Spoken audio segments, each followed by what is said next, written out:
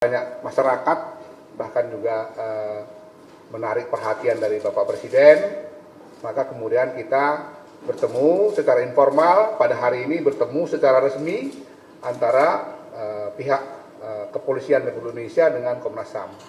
Nah, dalam pembicaraan kami tadi nggak panjang-panjang kami bicara karena memang sudah berkali-kali sebetulnya antara Komnas HAM dengan Polri ini melakukan pekerjaan-pekerjaan yang mirip seperti ini.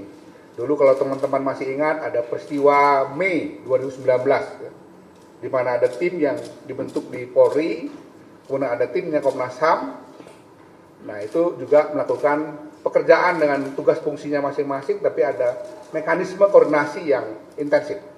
Dan hasilnya kemudian kita sampaikan bersama-sama beberapa hal yang kemudian menjadi kesimpulan dan rekomendasi. Kalau teman-teman juga ingat peristiwa KM50 juga begitu.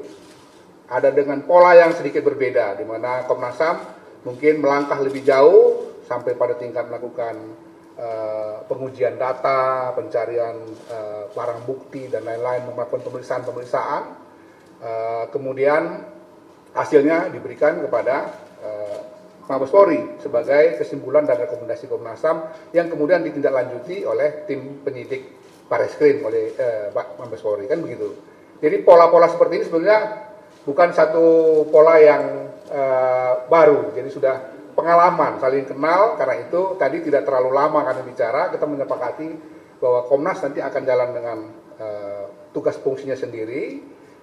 Tim yang dipimpin oleh Pak Gatot dan Pak Agung dari Mabes Polri sebagai tim khusus, ya, itu juga jalan sendiri. Tapi kita akan bekerja, berkoordinasi untuk hal-hal tertentu yang kita pikir kita perlu. Misalnya, sebagai contoh, misalnya manakala Komnas HAM membutuhkan data-data forensik yang lebih mendalam, tentu kami akan meminta bahan-bahan yang ada di tim kepolisian dan hal-hal lain. Sebaliknya, karena kami juga melakukan proses pemantauan penyelidikan ke berbagai tempat, ya bisa jadi juga kami punya bahan-bahan yang kami miliki tetapi tidak dimiliki oleh tim khususnya Mabes Polri. Kami bisa juga men-sharingkannya, membagikannya itu. Tapi tujuannya sama, yaitu nanti pada akhirnya kita bisa membuka tabir persoalan ini. Apa sesungguhnya yang terjadi? Kan itu pertanyaan publik kan. Apa sesungguhnya yang terjadi? Kemudian dan tentu saja tidak bisa kita lupakan adalah menjawab rasa keadilan bagi korban, keluarga korban, maupun rasa keadilan publik demi tegaknya hukum di negeri kita. Itu penting sekali untuk menjaga integritas dari penegakan hukum Indonesia, terutama untuk Polri, dan juga sebetulnya integritas bagi Komnas HAM sebagai lembaga, bagian dari lembaga pengawasan penegakan hukum di Indonesia.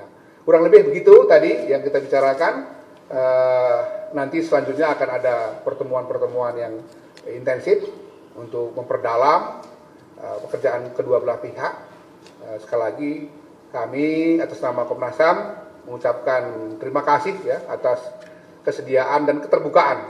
Sejak awal kami senang karena pihak kepolisian bukan saja secara terbuka meminta keterlibatan Komnas HAM, tetapi juga secara prinsip sudah menunjukkan kehendak yang sangat bagus untuk akuntabel, ya, betul-betul menjadi mitra strategis, sehingga apapun kita bisa bicara secara transparan antara pihak Komnas HAM dan pihak Mabes Polri.